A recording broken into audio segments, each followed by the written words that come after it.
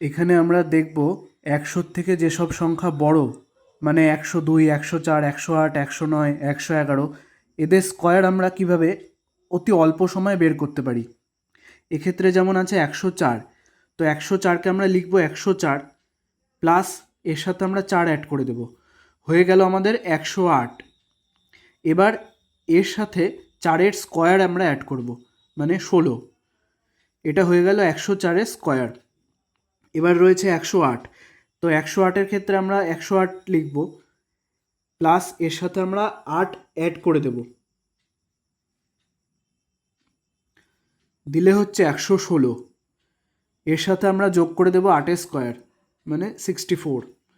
১০৯-এর ক্ষেত্রেও ঠিক সেভাবেই ১০৯ প্লাস ৯ স্কয়ার, ১০৯ প্লাস ৯, ১০৯ প্লাস ৯ হয়ে যাচ্ছে ১১৮। এর সাথে আমরা ৯-এরই স্কয়ার অ্যাড করব, মানে ৮১। আর ১১১-র ক্ষেত্রে হিসাবটা কেমন হচ্ছে, ১১১-র ক্ষেত্রে হয়ে যাচ্ছে ১১১ প্লাস ১১, তার মানে আমাদের এখানে পাচ্ছি আমরা ১২২, তাই তো ১২২। আর ১১ স্কয়ার, ১১ স্কয়ার মানে ১২১, কিন্তু এটা এভাবে হবে না।